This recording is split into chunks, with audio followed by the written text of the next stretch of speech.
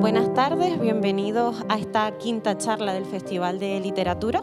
Agradecerles su presencia en el día de hoy, al igual que en el resto de charlas que han ido aconteciendo.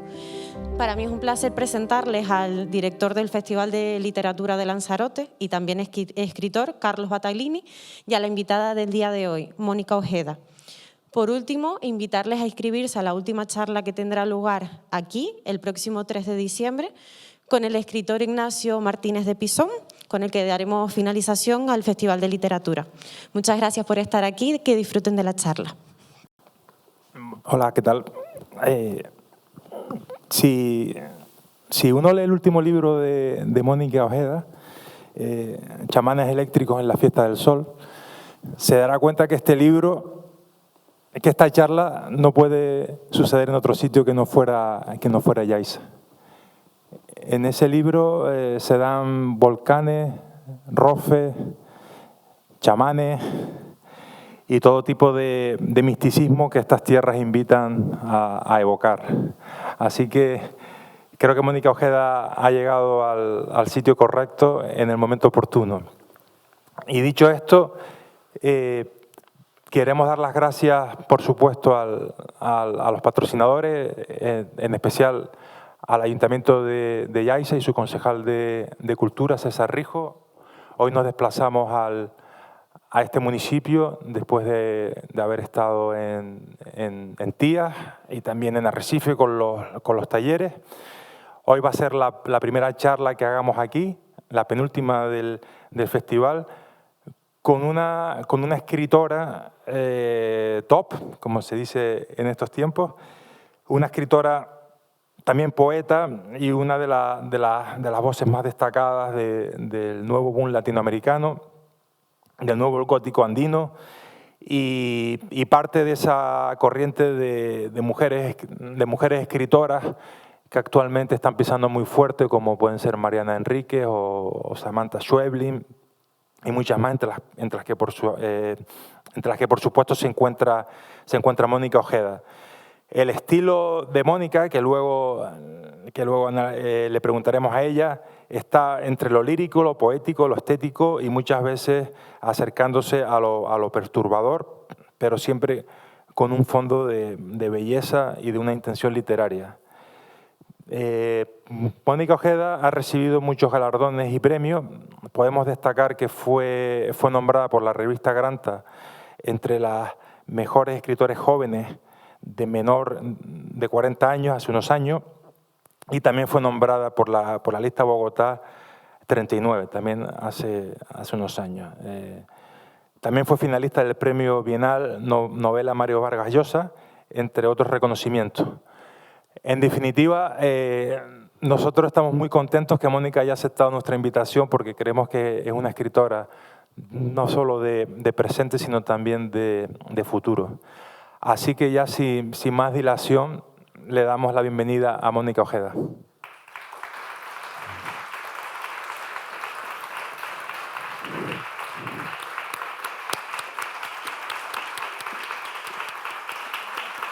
Nada. Bienvenida, Mónica, que me decía hoy que es su primera vez en la isla de Lanzarote, su primera vez en Yaiza, obviamente. Aquí estamos rodeados de volcanes como en Ruido Solar, estamos en un festival como en Ruido Solar, que luego hablaremos de él. Pero vamos primero a hablar de Guayaquil y de Ecuador, que es tu ciudad de origen, tu lugar de nacimiento, y donde lógicamente pues te crías y empiezas a vivir y a desarrollar tu vocación literaria. Me gustaría, por favor, preguntarte por tu tierra, por tu país, y cuándo empiezas a desarrollar tu amor por la literatura. Bueno, muchas gracias por la invitación y gracias a todos que han decidido venir esta tarde, esta noche, a poder conversar un poco juntos.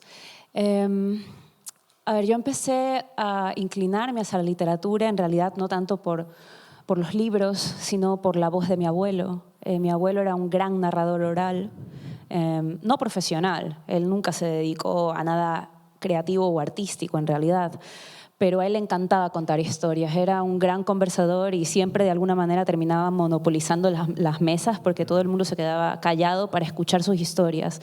Normalmente siempre tergiversaba la realidad por dos razones, porque una historia a veces es mejor cuando uno le echa un poco de transformaciones de por medio, pero también porque mi abuelo tenía también una condición que era la de ser un esquizofrénico paranoide. Entonces, no era diagnosticado en esa época, pues en la época de mi abuelo no había diagnósticos para este tipo de cosas. Además, mi abuelo venía de un pueblo, ni siquiera era de Guayaquil, sino de un pueblo chiquito. Entonces, no se consideraba, pensaba la gente que era un hombre muy celoso, nada más. Porque él siempre se imaginaba que mi abuela tenía amantes, era parte de su paranoia. Y él siempre veía a los amantes salir de closets, según él trepar por las ventanas, ¿no? Había como una obsesión con que mi abuela le ponía los cuernos. Esto nunca pasó, por cierto. O a lo mejor sí, mi abuela se lo mantuvo muy, muy callada.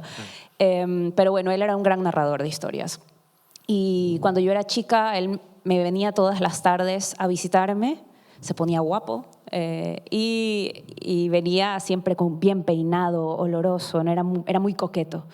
Y se sentaba conmigo a contarme alguna historia que por alguna razón siempre terminaba como doblándose. Era una historia que siempre terminaba yéndose hacia, como lo que tú comentaste, lo perturbador, porque él tenía delirios persecutorios. Entonces él iniciaba sus historias con la intención de contarle algo bonito a su nieta, pero de repente su delirio persecutorio entraba en el relato. Es un poco como el hecho de que la vida entra en lo que tú estás contando siempre, aunque pretendas que no, ¿no? Y entonces mi abuelo siempre empezaba con un tono de literatura infantil, de relato oral infantil, y el cuento se convertía en otra cosa totalmente alejada de lo que una niña debería escuchar en realidad.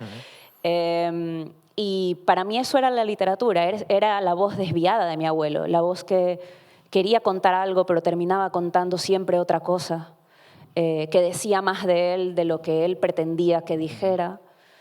Y a partir de eso, ya mucho más adelante fue que yo empecé a leer.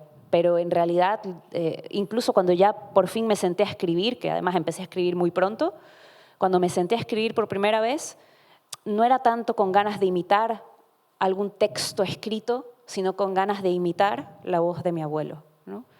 Después ya no, pero al principio sí fue eso. Fíjate, qué curioso. Eso de tu abuelo no lo sabía y a lo mejor pues, también puede explicar muchas cosas de lo que fue de lo que es tu obra y de lo que fue los libros que vinieron después de la voz de tu abuelo. Dices que empiezas a escribir muy joven. ¿Recuerdas más o menos a qué edad y qué tipo de textos escribiste? Sí, más o menos como a los 9, 10 años empecé a escribir, obviamente intentar escribir. Bueno, a veces siento todavía que estoy intentando escribir, sinceramente, pero bueno, a los 9, 10 años, con una voluntad de recordar los juegos que yo me inventaba con mi hermana, que eran juegos muy narrativos, por influencia también de escuchar tantas historias a través de mi abuelo en toda mi infancia. Mis juegos eran muy narrativos, siempre tenían una construcción casi aristotélica, ¿no? Inicio, nudo, desenlace siempre. Sí. Y entonces llegó un punto en el que la acumulación de historias hacía que se me olvidaran y yo quería volver a jugar esos juegos con mi hermana. Entonces dije, bueno, hay que escribir para recordar, ¿no? Y empecé a escribir con la intención de poder luego volver a jugar, ¿no? Y después ahí fue que me di cuenta de que esto se podía convertir, estos textos se podían convertir en cuentos. Así que ahí fue que empecé a escribir cuentos y me pasé toda la adolescencia escribiendo cuentos. De hecho, en la secundaria gané muchísimos concursos de cuentos intercolegiales, porque las profesoras en algún momento pillaron que yo escribía estas cosas y les pareció que, bueno, se podían mandar. No me preguntaban, simplemente ellas los mandaban. Y, bueno, eran concursos intercolegiales que gané. Y, bueno, esos cuentos creo que tengo profesores que a día de hoy los conservan. Yo no conservo nada de eso. Wow. No, obviamente están horribles, son los cuentos de una chica que está aprendiendo a escribir. Claro, y en papel todo. Claro, boli sí. Algún profesor me ha mandado así por redes sociales alguna vez una foto. Me dice, mira, tengo esto. Qué y curioso. yo, qué vergüenza. Da un poco de vergüenza, la verdad. Bueno, algún día igual se venden por millones de dólares en una subasta de Londres y... Primero, ojalá no, pero si eso pasa, que me den el dinero a mí. Sí. No, claro, por eso. Por favor. Que empieces a mirar eso con tu abogado. Después, mira, quería preguntarte, ¿cómo es la vida en el Guayaquil? Tú eres del 88, ¿cómo es la vida en Guayaquil en la década de los 90? Tu paso por la universidad, el instituto, ¿cómo es la vida allí? ¿Cómo lo recuerdas? Ay, pues mira, Guayaquil es una ciudad tropical. Es una ciudad que está atravesada por un gran río, que es el río Guayas. Es un río marrón, espeso como el río de la Plata. Hace poco estuve en Argentina y crucé el río de la Plata para ir a Uruguay, a Montevideo, y quise llorar porque me recordó al río Guayas, ¿no? Esos ríos como... Sí, como que el fondo está en movimiento y por eso es marrón, ¿no? Y es muy grande, es un brazo de mar, da directo al Pacífico. Y es un calor, como una ciudad de calor húmedo, en un territorio, un país que está atravesado por la cordillera de los Andes y que normalmente es un país que se define como, o históricamente se ha definido como andino, pese a que es también costero, pese a que es amazónico, pese a que es muchas cosas, ¿no? Pero hay una hegemonía ahí de lo andino porque la capital está en la cordillera. Y mi ciudad es todo lo contrario, no tiene nada de andino. Es una ciudad de la costa, es una ciudad húmeda, con ríos y manglares, por donde hay cocodrilos, donde hay muchas iguanas. Y es una ciudad,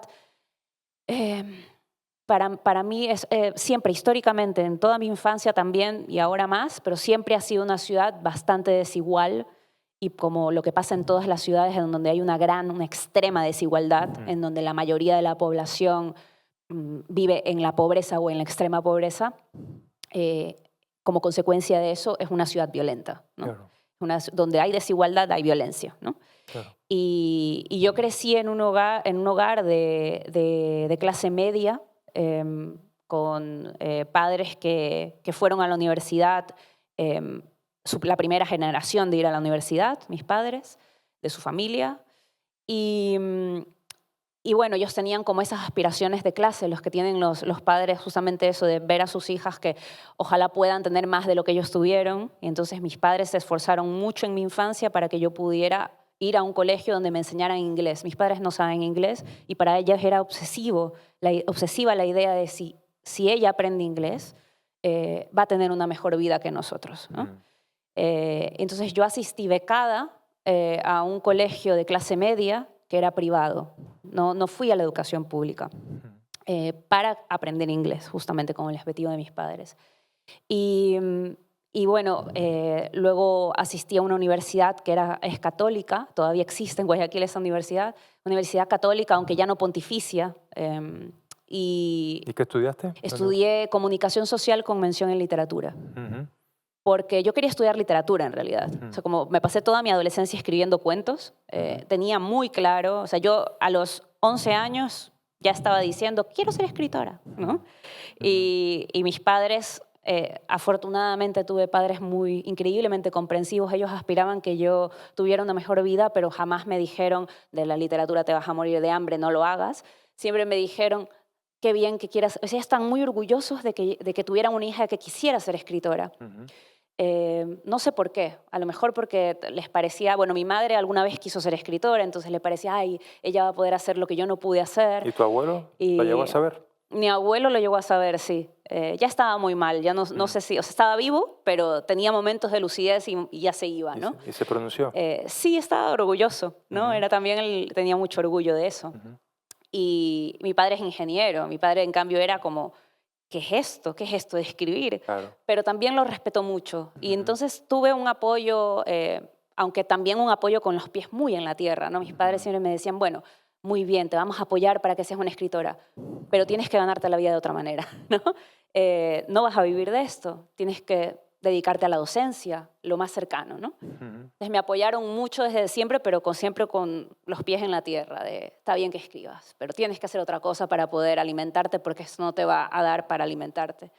Y cuando entré a esta universidad, a la Católica, yo entré, primero mi madre era profesora universitaria, entonces tenía también una beca por ser hija de profesora, la mitad no la tenía que pagar, la mitad de la pensión, y la tenía que sostener con altas calificaciones, obviamente. Si no tenía las altas calificaciones me quitaban la beca.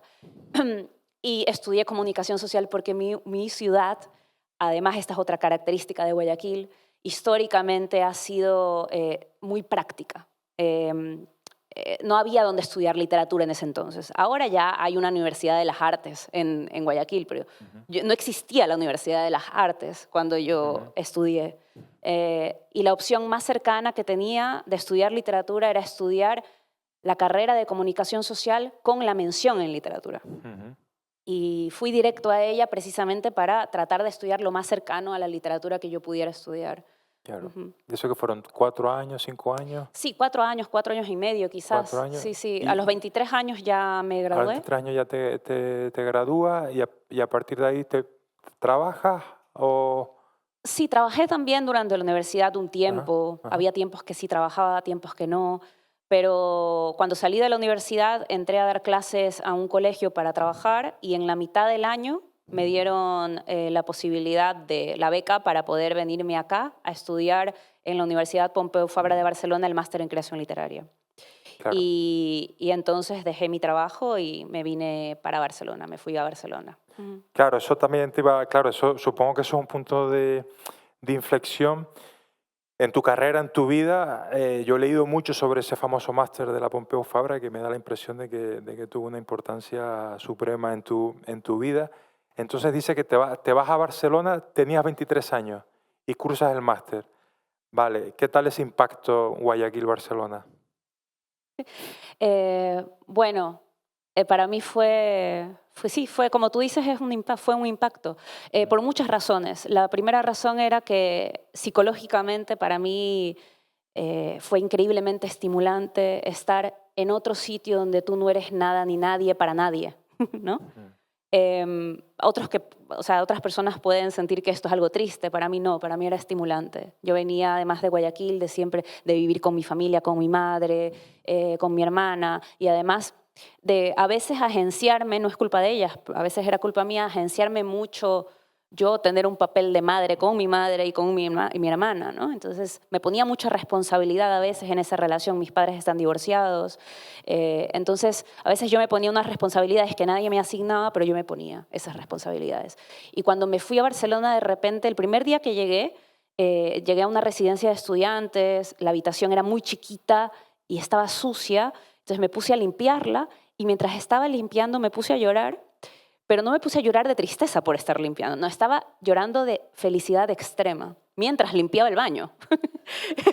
Y era como, ¿por qué estoy llorando tanto? Y ahí me di cuenta que lloraba así porque me sentía increíblemente libre. ¿No? Dije, es que ahora no tengo, en este momento, tenía 23 años y dije, no tengo que cuidar a nadie, solo a mí misma. Durante un año, porque era lo que iba a estar 1 año y medio en Barcelona, durante 1 año y medio solamente me cuido a mí misma, ¿no?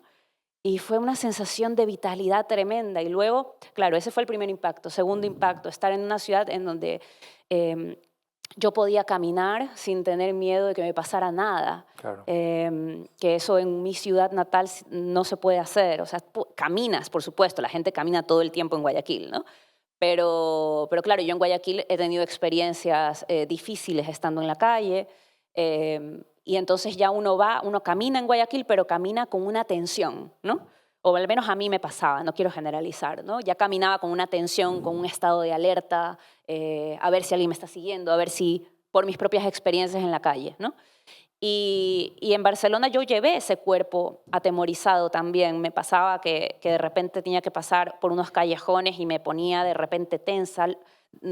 Cuando regresaba de la universidad por la noche a mi residencia, evitaba pasar por un parque porque la idea de atravesar un parque por la noche era impensable para mí en Guayaquil, ¿no?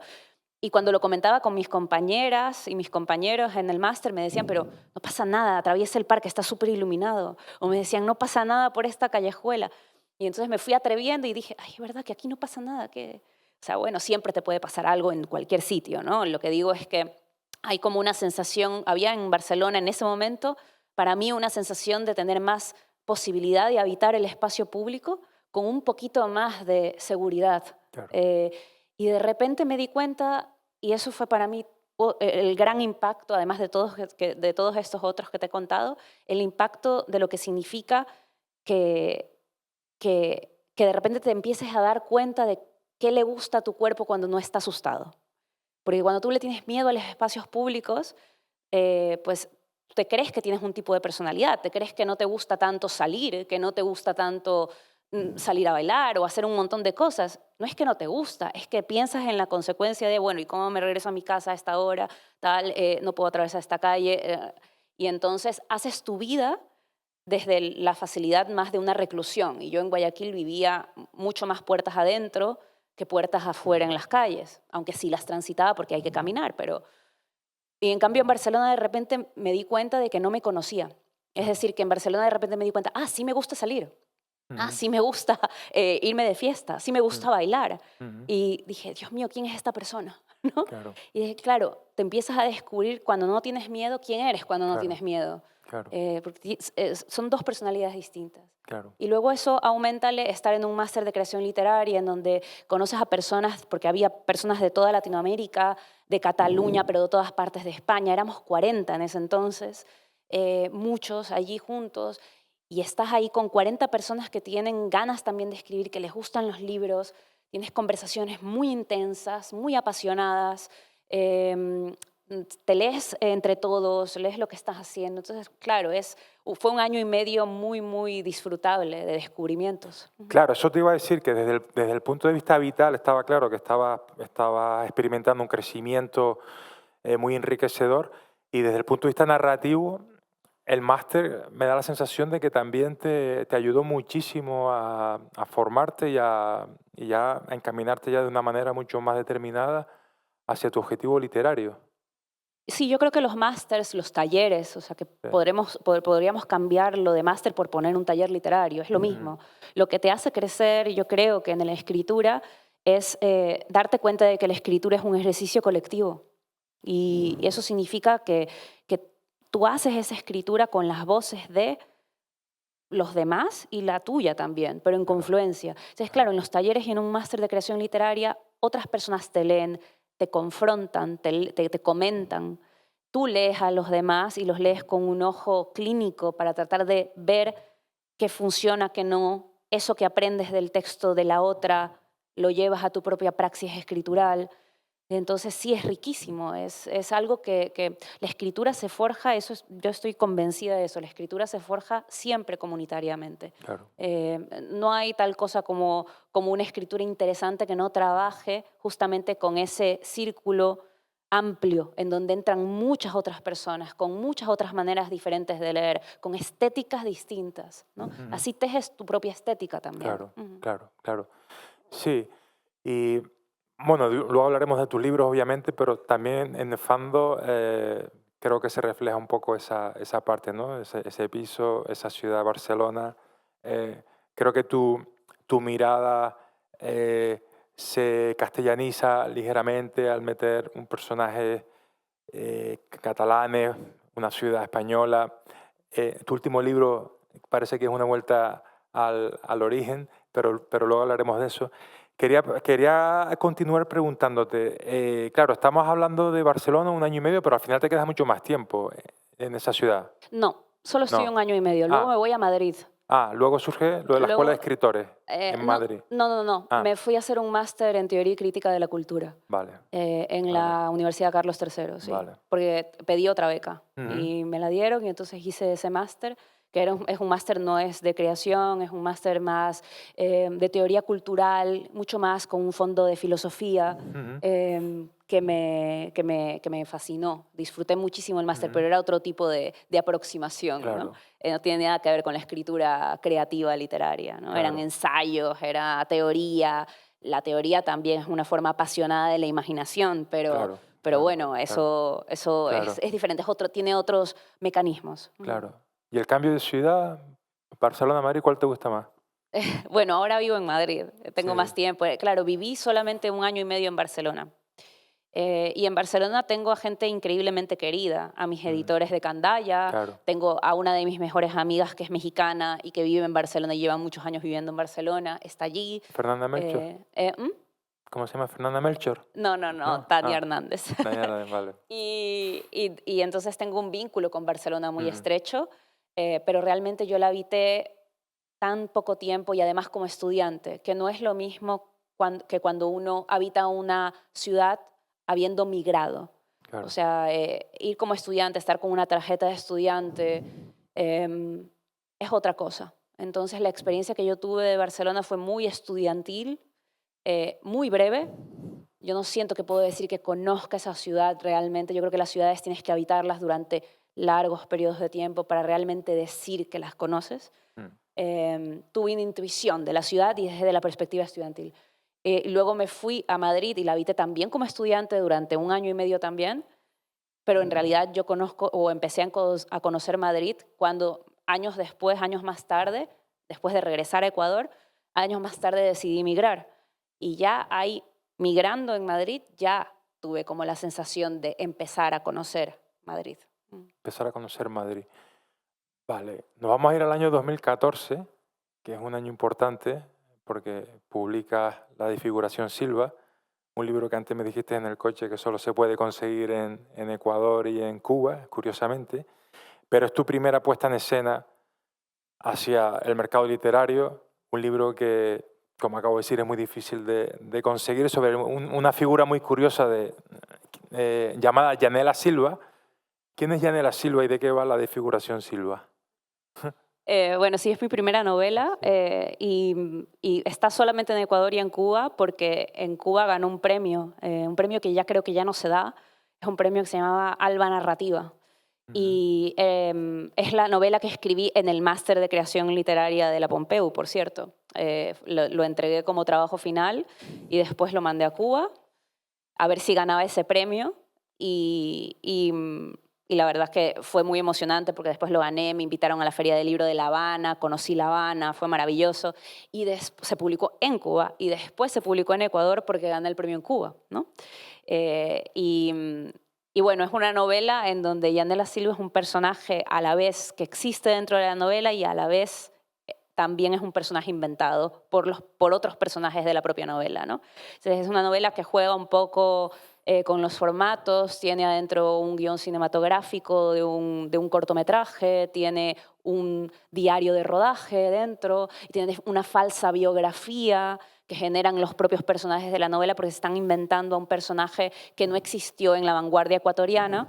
Toman un movimiento que es el movimiento de los sánsicos de la vanguardia ecuatoriana y como era un movimiento eminentemente masculino, como suele ocurrir, ¿no? Mm, Deciden que se van a inventar un personaje que no estuvo en esa vanguardia y empiezan a falsificar revistas literarias de la época para meter textos supuestamente firmados por este personaje, ¿no? Entonces, bueno, hay un juego metaliterario dentro del libro que tiene que ver con qué es lo que significa tergiversar la historia con H minúscula y H mayúscula, ujú. pero también el arte como impostura, ¿no? El arte como un espacio en donde se recuenta y se reimagina la historia desde posibilidades múltiples y a veces muy disidentes, como introducir a una mujer en un movimiento eminentemente masculino, ¿no? Claro, claro. Bueno, hay una especie de reivindicación de la memoria, el olvido, también una parte de feminismo, podemos decir.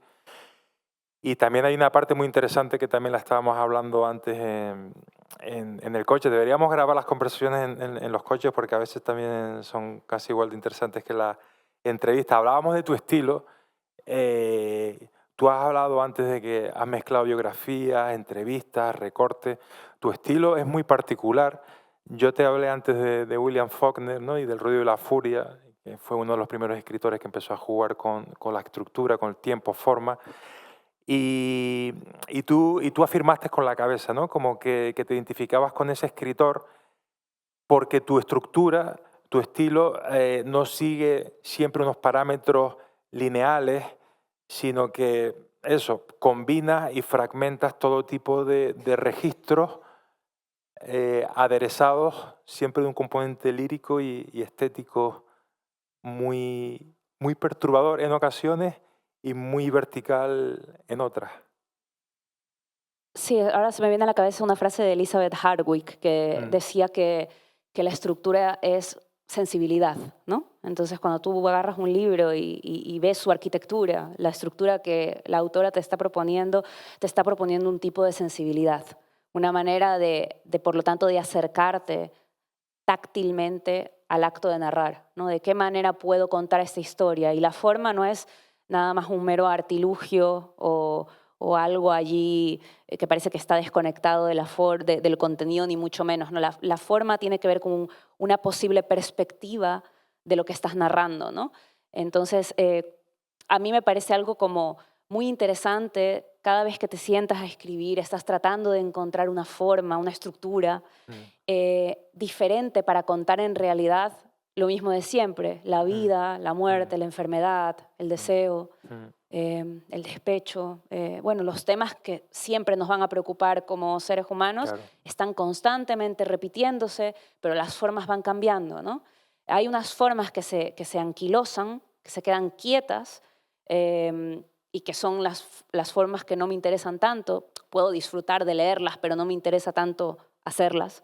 Y hay otras formas que son inquietas y que son un poco revoltosas, y a mí me gusta como esa posibilidad de que todo el tiempo empujemos un poco lo que te dije antes de la estructura aristotélica, la empujemos un poquito para atrás. Claro. Y digamos, bueno, así nos dijeron que se cuenta una historia. ¿Cómo se puede contar una historia de otra manera y, por lo tanto, sentir una historia de otra manera? Claro. Porque la estructura es, como dice Elizabeth Hardwick, sensibilidad. Y la manera en la que tú construyes una historia te hace sentir A o B o C o D o Z.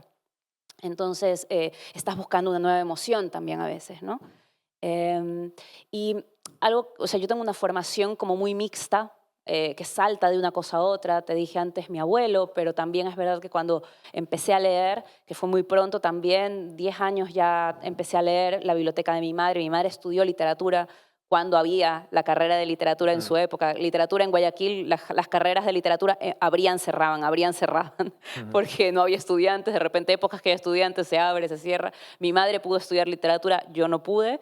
Yo estudié una mención, y ella tenía una biblioteca muy grande, y yo empecé a leer los libros que había ahí cuando tenía 10 años. Y los libros con los que empecé de forma accidental, simplemente porque empezaba a sacarlos y tal, muchos de ellos eran novelas góticas, ¿no? Como Frankenstein, Drácula, Edgar Allan Poe, sus cuentos, narraciones extraordinarias. Lovecraft, ¿no? Lovecraft, exacto, sí, justo. Entonces, iba yo sacando esos libros. ¿Y qué pasa con estos libros? Muchos de ellos juegan con las formas, ¿no? Tú lees Frankenstein y hay un montón de cartas, te va contando la historia de una manera también fragmentada. Tú lees Drácula de Bram Stoker y también hay informes forenses, hay cartas, pero también recortes de periódico, como muchos formatos múltiples para contarte una historia.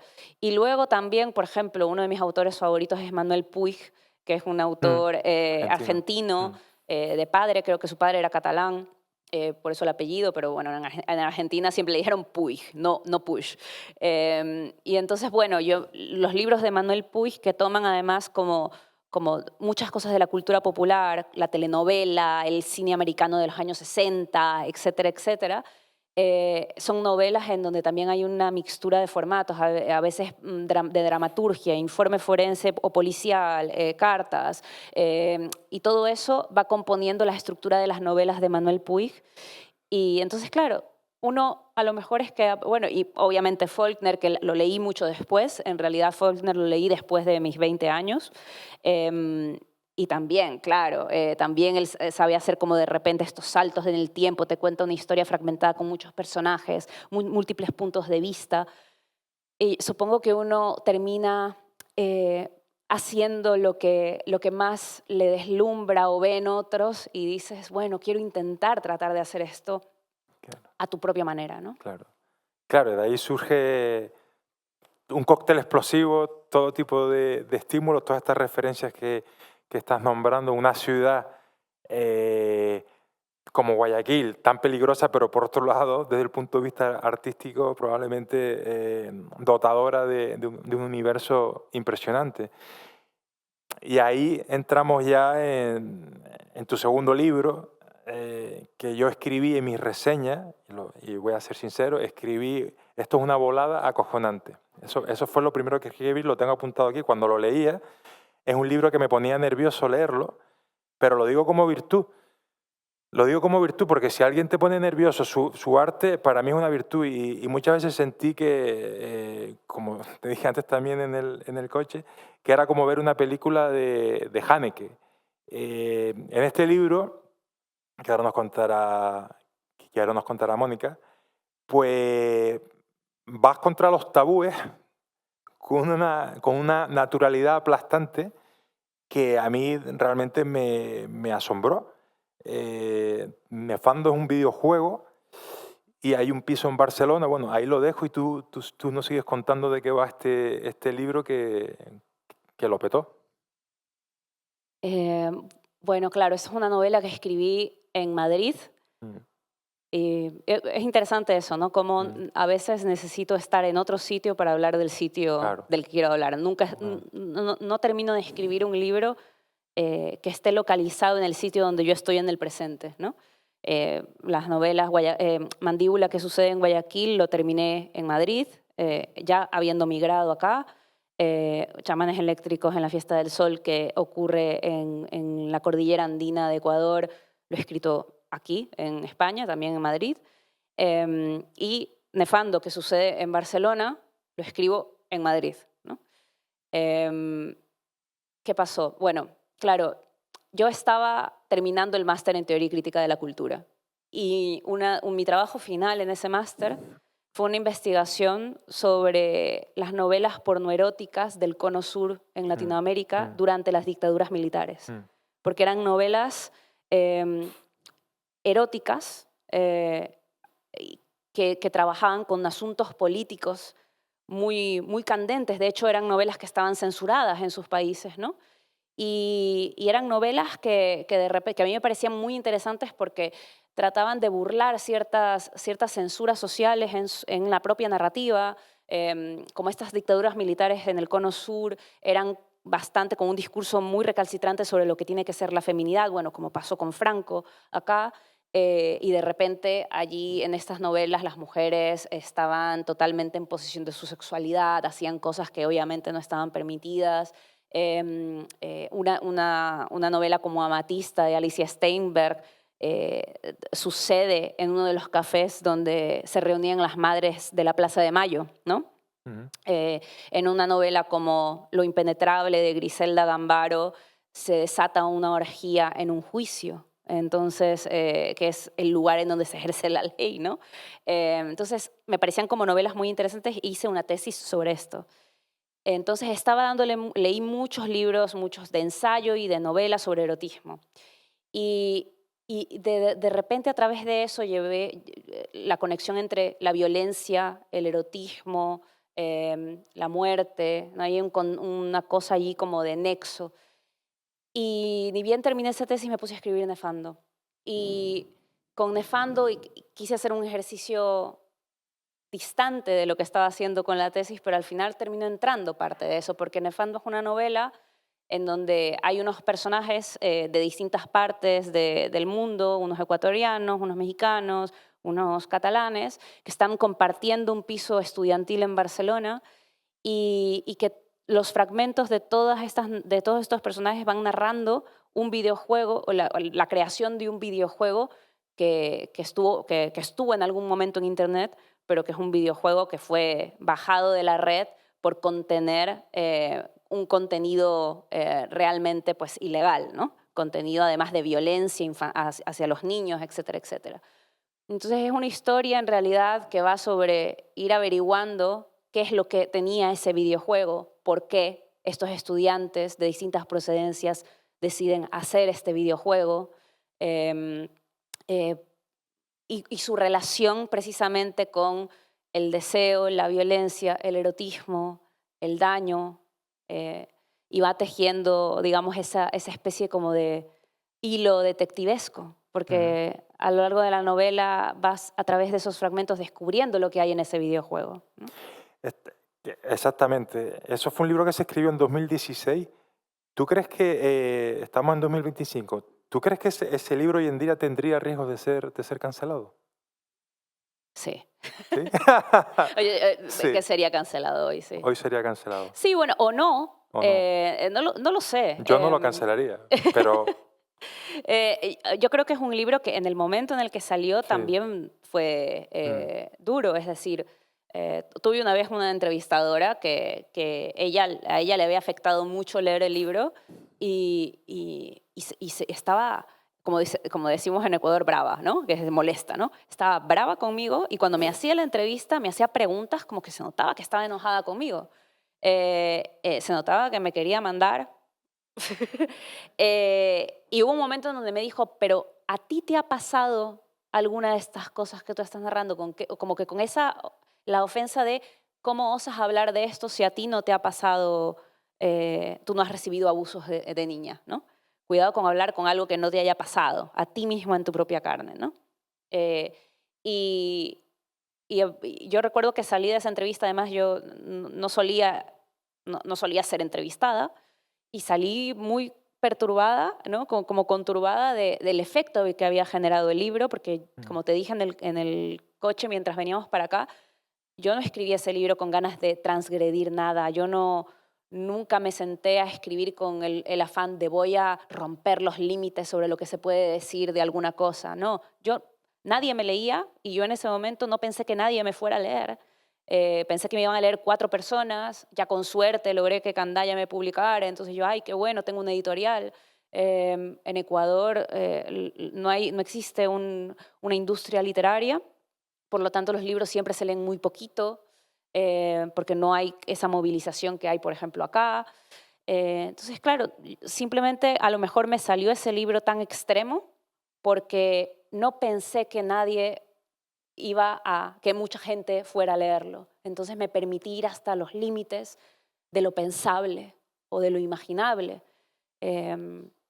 Y bueno, se publicó en el 2016, pero yo lo escribí en realidad en el 2014 y justo en el año 2016 en Ecuador estallaron muchos casos de violencia y de abuso infantil. No tiene nada que ver con mi novela esto, simplemente estallaron casos que estaban en colegios públicos, en lugares en donde esto se estaba ocultando constantemente. Y eso fue una de las voluntades por las cuales yo escribí Nefando en ese momento también, porque yo venía de un contexto en donde estas cosas yo las hablaba con mis amigas, a muchas, además amigas mías les ha pasado, y era un tabú enorme en Guayaquil, no se podía hablar de esto, y era como si es que si esto te ha pasado, no lo hables. A veces tenías que convivir con tu abusador, que podía ser tu abuelo, podía ser... Y no se decía, ¿no? Era algo que uno tenía que estar callado. Claro. Y bueno, ahora eso está cambiando afortunadamente, no por mi novela, digo, porque la sociedad está cambiando. Claro. Las sociedades están de repente aprendiendo que los silencios a veces son violentos con determinados temas. Claro. Claro, bueno, y te preguntaba esta presentadora brava que cómo osabas hablar de asuntos que no habías experimentado, pero por otro lado, creo que tu adaptación a España tampoco fue, digamos, sencilla y que tu proceso de naturalización, por llamarlo de alguna manera, no fue un camino de rosas. Acabas de decir naturalización y me acabo de acordar que escribiendo esta novela, Chamanes Eléctricos en la Fiesta del Sol, estuve investigando mucho sobre taxidermia. Y la taxidermia, cuando tú taxidermizas a un animal, se le llama naturalizarlo, ¿no? Lo cual es muy extraño, como si no estuviera naturalizado cuando estaba vivo, ¿no? No, es una cosa muy rara, ¿no? Sí. Ahora, cada vez que alguien dice naturalización, me imagino a un águila disecada. Así Sí, yo cuando migré, sí, sí, sí, disecada sí, en Madrid. Sí, fue muy complicado porque en realidad las migraciones del sur al norte lo son, siempre. Entonces, claro, yo estuve 3 años sin papeles.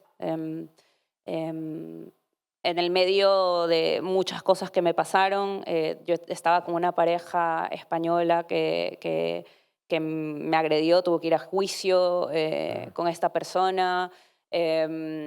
Y claro, yo entré a España porque venía con esta pareja y tenía el papel temporal de estar con esta persona. Pero en cuanto empezó la violencia, obviamente nos separamos inmediatamente. Yo no quería tener nada que ver con esta persona y perdí mis papeles. Entonces me quedé sin papeles. Y estuve 3 años en los que no podía salir de España porque si salía no me dejaban entrar. Lo cual es muy angustioso siempre para una persona que migra. Lo quiero amplificar para no hablar tanto de mí y hablar más de la experiencia migratoria común. Yo hablando con compañeras, con amigas de distintas partes de Latinoamérica que viven en Madrid, lo angustioso que es saber que estás tan lejos, a 13 horas, 14 horas de avión de tu casa y que toda tu familia la tienes allá, y lo angustioso que es pensar, y si le pasa algo a mi madre, a mi ñaña, a mi hermana, a mi padre, y yo no puedo tomar ese avión, porque o no tengo dinero para comprar de la noche a la mañana el pasaje, que es muy caro, y porque además después no me dejan entrar, estás en ansiedad constante. Psicológicamente eso merma mucho la vida, la calidad de vida de una persona, ¿no? Y sacar los papeles no es algo fácil. Y a mí me tocó una situación además privilegiada, porque muy pronto, el primer año que yo migré, que fue en el 2018, muy pronto conocí a mi actual pareja. Y mi actual pareja dijo enseguida, además nos estábamos conociendo, pero él es una persona muy concienciada con el tema migratorio y me dijo, pues nos casamos para los papeles y ya está. Nosotros no sabíamos si íbamos a durar, llevamos ya 8 años juntos, todo bien, pero en ese momento no sabíamos. Y yo venía del trauma de haber estado emparejada con una persona que me agredió, entonces no quería, intenté sacar los papeles por otra vía, con trabajo y todo, pero te lo ponen increíblemente difícil. Yo lo intenté hasta el último momento, hasta que ya se me acabó el plazo, y por más que conseguí un contrato, alguien que iba a hacerme un contrato laboral, ya me dijeron que no, que tenía que irme. Y yo dije, no me voy. Y bueno, entonces empezamos el trámite con esta pareja, que es la forma más fácil de sacar los papeles, pero es que no debería hacerlo. O sea, no deberíamos tener que casarnos de esta manera, ¿no? O sea, para conseguir papeles. En ese momento pues fue lo que pude hacer y bueno, fue así, pero fue muy duro. 3 años de mucha espera, maltrato institucional. Sí, la migración es muy compleja. Claro. Bueno, hoy en día Mónica Ojeda se le pone una alfombra roja en la mayoría de los sitios en España, o sea que esos momentos afortunadamente parece que son parte del pasado. En breve voy a decirle al público que si quiere preguntar algo o comentar algo, que va a ser su momento.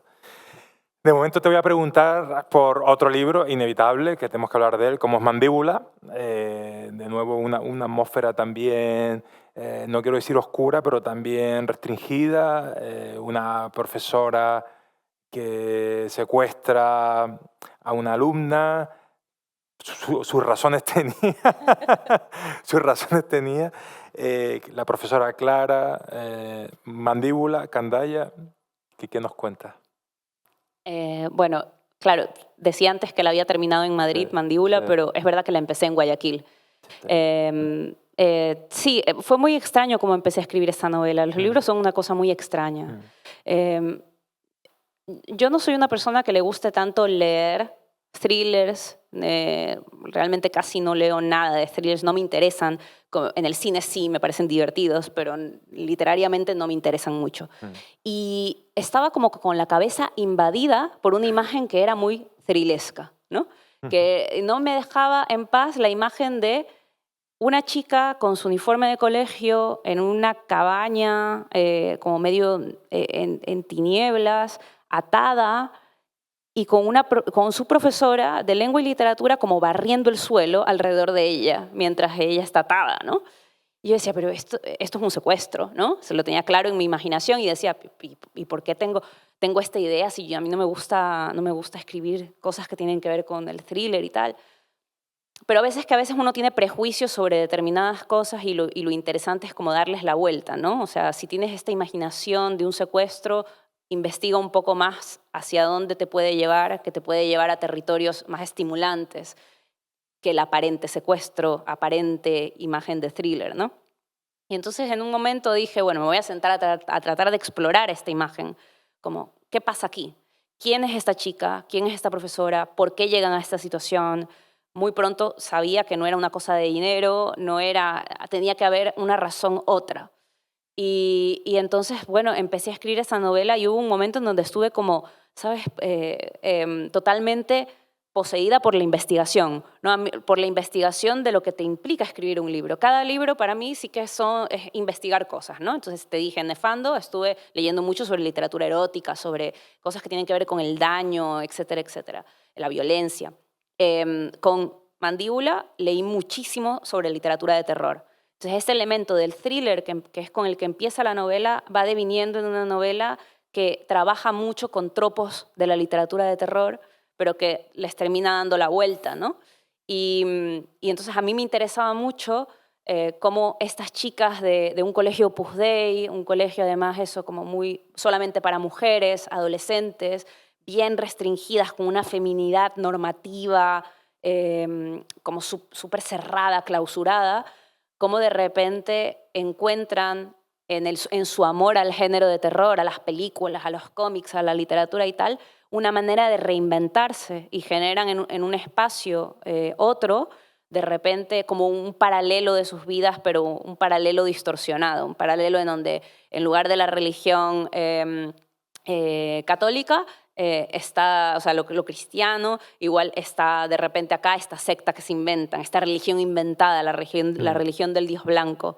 Y leí mucho de literatura de terror para meterme en la cabeza de estos personajes, y luego también leí mucho sobre la blancura como representación del terror, que no es algo esperable, porque normalmente uno relaciona lo oscuro, lo negro con el terror. Pero bueno, en Moby Dick está este capítulo de la blancura de la ballena, en donde justamente explica que lo más perturbador de Moby Dick es el blanco, la blancura de la ballena. Toda esta literatura que ocurre en la Antártida, ¿no? De Poe, de Lovecraft, el continente blanco, y son historias de terror que ocurren en esa blancura. Bueno, uno piensa en La cosa de Carpenter también, que ocurre también en medio de la nieve, ¿no? Entonces, como todos esos referentes de la blancura como algo perturbador, estuve investigando a fondo, ¿no? Para llegar. Y al final, de repente descubrí, mientras estaba tejiendo todo eso, dije, claro, aquí hay algo que me interesa, que todo esto me lleva hacia esto, pero en realidad lo que me interesa es cómo el deseo, si se aprisiona, se monstrifica. Es decir, hay un teórico estadounidense que dice que el monstruo, el miedo al monstruo es un tipo de deseo, en realidad, ¿no? Y a mí, de repente, lo que me interesaba con esta novela era investigar el nexo entre lo monstruoso, una chica adolescente que pueda asustar, ¿no? No porque sea un monstruo de verdad, sino porque de repente se tuerza su feminidad hacia otro territorio, precisamente porque tiene un deseo negado, un deseo que le niega el colegio Opus Dei, sus padres, etcétera, etcétera, ¿no? Desde ahí explorar eso, de repente ya le vi sentido a la estructura del thriller, a la cosa del terror, todo de repente cobró sentido. Bueno, pero eso no lo puedes saber hasta que te sientas a escribir. Claro. No es algo que se planifica antes, es algo que investigas hasta que llegas de repente a un lugar que tiene sentido. Claro, claro. Bueno, pues ahí quedó ese librazo que es Mandíbula, editado por Candaya. La reflexión de Mónica al respecto, y ahora ustedes tienen que preguntar algo. Mira, aquí hay una persona que... a ver, espera que traigan por favor el micro. No, para que como se está grabando, si no, no se escuche.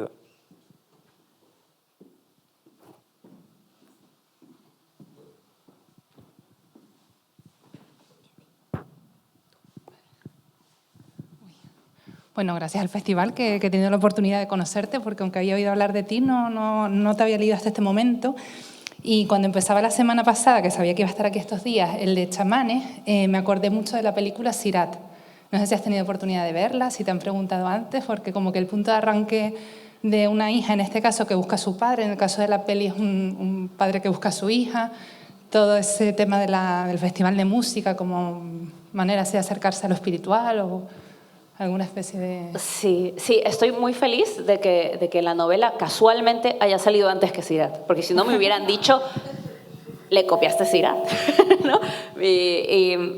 Y no, o sea, tengo la prueba ahí del impreso, del año en el que salió. Salió un poquito antes que Sirat, en realidad. Y yo no conozco al director, ni conozco, no, o sea, no. Simplemente a veces pasan estas cosas, son como de repente sinergias extrañas. Bueno, también porque las ideas nunca son tan originales, en realidad. Uno de repente está en unos momentos y hay tejidos allí. Pero bueno, yo no había visto Sirat hasta hace relativamente poco tiempo. Y porque en los clubes de lectura me decían, ¿te has visto Sirat? Y yo, no, amigo, tienes que vértela. Tienes que verte Sirat. Es importante que te la veas. Porque vas a ver lo que tiene en común con tu novela. Y yo, wow, pues me entró de repente ahí la curiosidad y la vi. Y sí, hay unos nexos, yo creo que hay varios. La búsqueda, hay algo allí también que tiene que ver con la cultura de ir a festivales. Es una cultura distinta porque él trabaja lo rabero, ¿no? Y aquí esto es un festival como de música experimental, pero muy diversa. También hay salsa, ¿no? O sea, hay cosas como géneros mixturados, pero hay cosas, ¿no? Pero sí, la vi después. Y luego también una pregunta que no sé, yo a veces juego o digo que se me encadenan las lecturas porque hay veces que encuentro como referencias de pues, 2 libros que leo de manera seguida y que no tienen nada que ver, de escritores de épocas distintas y en este caso me llamó la atención porque luego vi en una entrevista tuya que te gustaba mucho Pascal Quignard y hay un pasaje cuando introduces a Pamela, que es un personaje que me encanta y bueno, no sé, te digo que lo estoy empezando a leer. Hablabas de la historia de las sirenas, ¿no? Y de por qué en principio eran seres pájaros y luego pasan a ser mujeres pez y demás. Y hay una frase que vi yo aquí, no sé si tenías en mente Butes, que yo tenía una lectura muy reciente, y era una cita que donde Pascal Quignard decía, a ver, ¿dónde estaba? Porque tengo aquí la cita. Vale, Pascal Quignard decía en Butes que allí donde el pensamiento tiene miedo, la música piensa, y tú escribías, allí donde las palabras temen, el canto se eleva. No sé si es algo casual o... Total referencia a Pascal Quignard. Sí, Pascal Quignard es uno de mis autores favoritos y además él ha escrito mucho sobre música y sobre la relación entre la música con la pérdida y el dolor, que esto tiene una tradición muy grande, ¿no?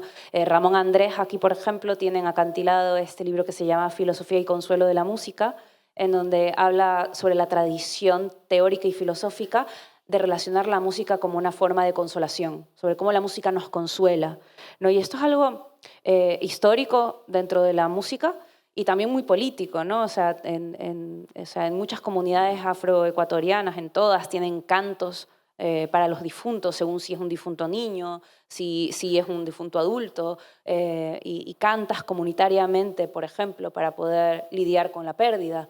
Esto pasa en muchas culturas también distintas, en tradiciones distintas. Y Pascal Quignard tiene muchos libros de música. Butes fue uno para mí muy importante, pero también otro que se llama El odio a la música, y que dentro del odio a la música habla también de las sirenas, de ese canto, de esa cosa atractiva que tiene la música, que es de llamarte, pero a la vez también te abisma, como si respondes al canto de las sirenas también puedes morir, ¿no?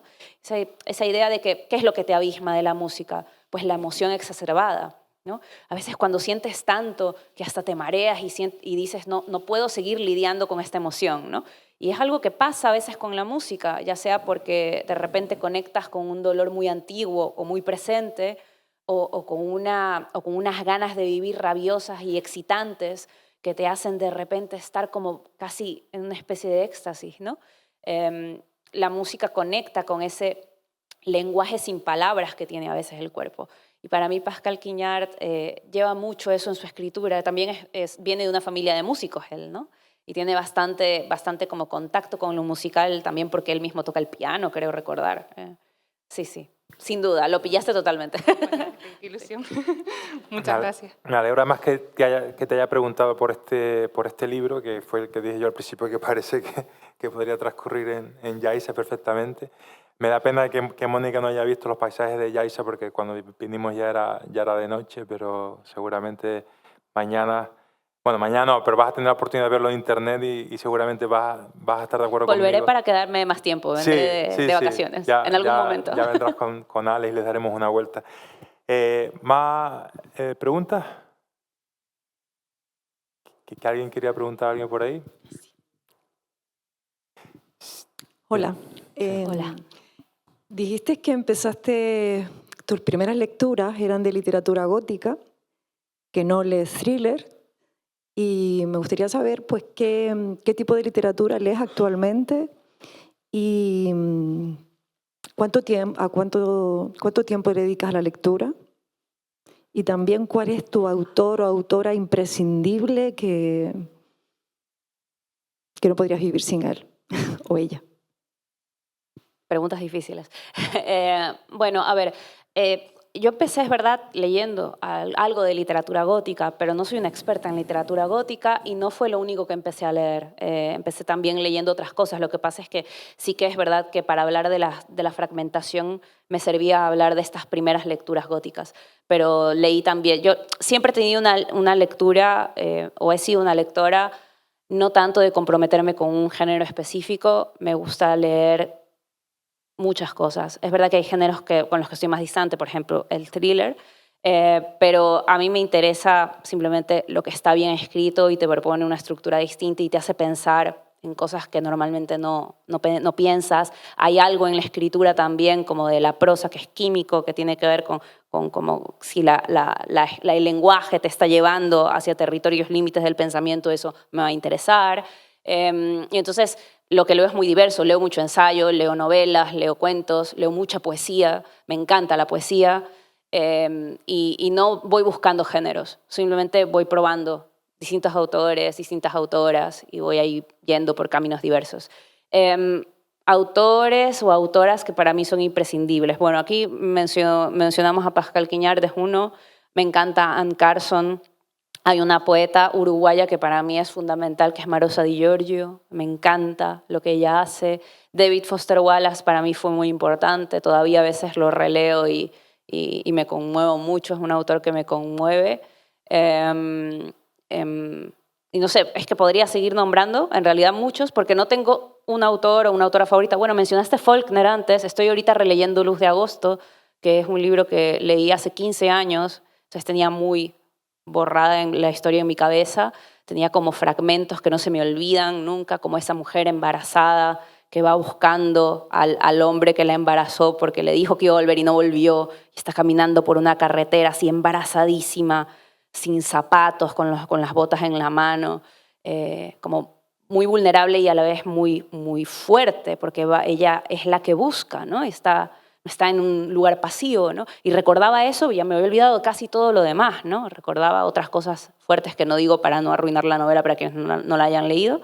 Y he regresado a leerla porque Faulkner, por ejemplo, es un autor que me gusta mucho. Virginia Woolf, Marguerite Yourcenar. Como ves, en realidad hay muchos, no tengo uno favorito. Solo muchas literaturas que me sorprenden por lo genuinas que son a veces, por lo raras, por lo arriesgadas, como narrativas a veces audaces, ¿no? que se atreven a hacer algo como desde un lugar genuino de búsqueda, sí, te diría eso. Claro, bueno, de hecho, cuando uno lee los libros de Mónica, en las citas iniciales, los exergos, siempre descubre un montón de escritores también interesantes que no están, digamos, en el mercado principal, y lo que te decía antes, ¿no? Enseguida voy a Wikipedia, quién es Amanda Berenguer, etc. Vamos un poco con las últimas preguntillas, así que es que hay tanto por preguntar, pero quiero preguntarte por tu libro de cuentos, Las Voladoras. Ese cambio de registro de novela a cuento, que son también 8 cuentos también fuertes, no quiero decir terroríficos, pero también con tu impronta Ojeda, por llamarlo de alguna manera. Sí, sí, yo no sé por qué soy así. Por tu abuelo, no sé por qué. Porque como te dije, de verdad que mi intención no es necesariamente escribir y ser terrorífica. No tengo esa voluntad, ni siquiera, por ejemplo, con lo que me preguntaron, no es como que yo lea mucha literatura de terror. Realmente no. Sinceramente, Mariana Enríquez, por ejemplo, es una erudita sobre la literatura de terror.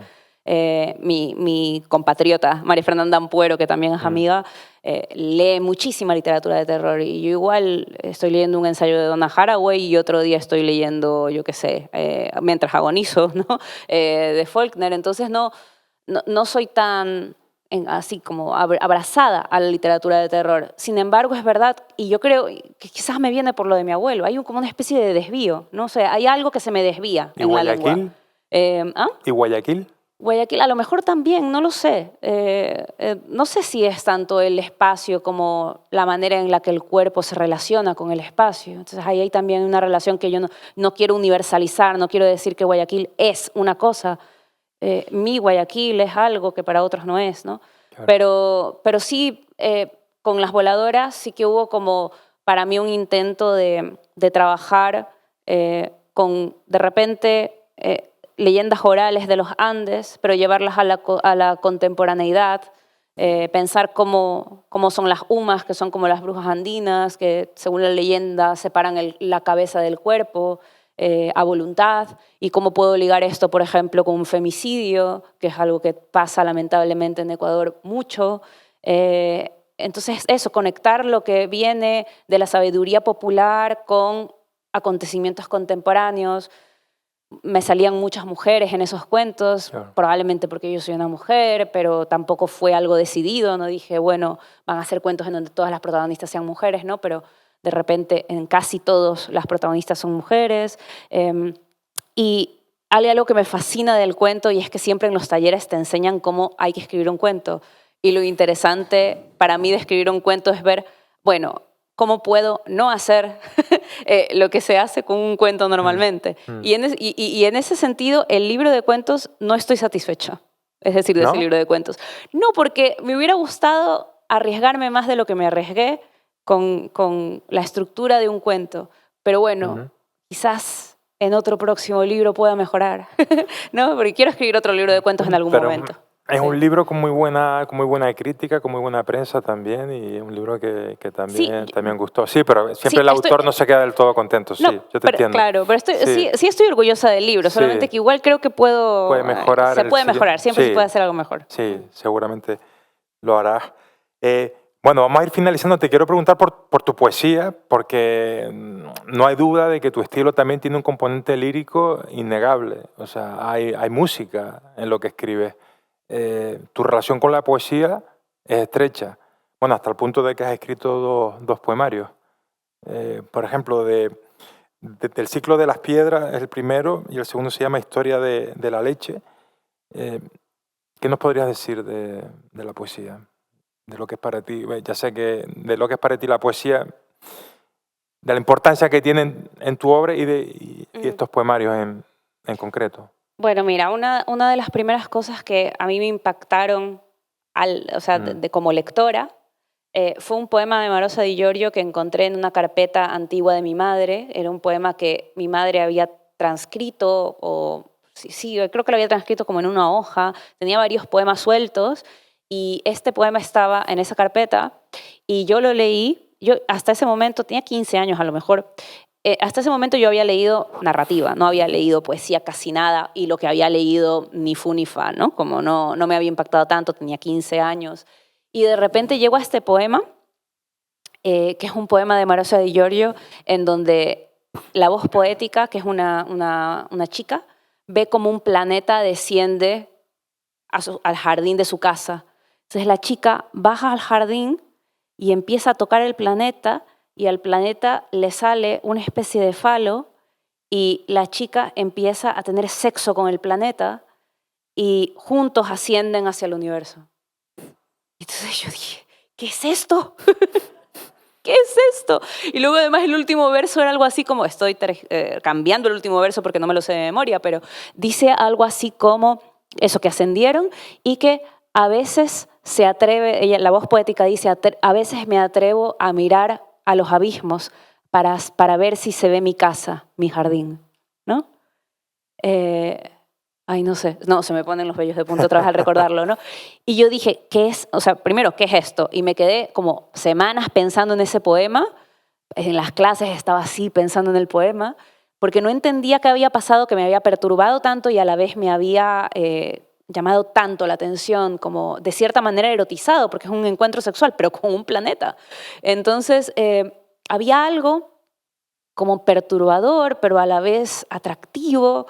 Y entonces, bueno, no es que buscara yo a esa autora porque no tenía libros en la biblioteca de mi madre y no volví a encontrar en Guayaquil libros de Marosa Di Iorio, sino años después cuando estuve en la universidad. Y en la universidad de repente editaron una antología de Marosa Di Iorio en Guayaquil que se llamó La Edad Anaranjada y dije, claro, esta es la autora del poema del planeta. y entonces me leí esa antología y ahí ya no pude parar. Y de repente empecé a leer poesía, pero buscando una cosa que a mí me parece como que hace la poesía, y es que de repente es capaz de efectivamente generarle una torsión al lenguaje para que de repente la realidad sea más real que nunca, ¿no? Bueno, como dice Amanda Berenguer, tiene este verso que abre Nefando que dice, si piensas, se desnuda la manzana, ¿no? Claro, si tú piensas, hay algo que ocurre como de obsceno, de desnudamiento, de exposición, pero la manzana que también representa como el pecado, ¿no? En la tradición judío-cristiana, ¿no? Que se desnuda si tú piensas algo, ¿no? Pues la poesía a veces te hace eso, como que hay algo que se desnuda dentro de ti. A veces es la lengua, pero a veces no es eso, a veces es la emoción, una experiencia emocional, a veces es el propio cuerpo.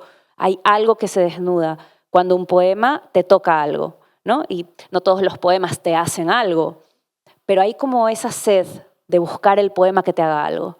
Entonces, sobre todo, soy una lectora de poesía y yo creo que en la escritura de novelas o de cuentos, a mí me pasa, como dice María Negroni, que a la escritura no le importan los géneros.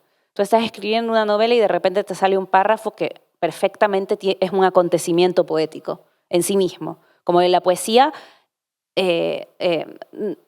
no necesita del formato del poema para acontecer, ¿no? Entonces tú puedes leer un cuento que de repente te acerca a la poesía, una novela, tal, o sea, los géneros se van contagiando y de hecho Marosa Di Iorio, ya con esto acabo, pero Marosa Di Iorio escribe a veces poemas que tienen formato de prosa, ¿no?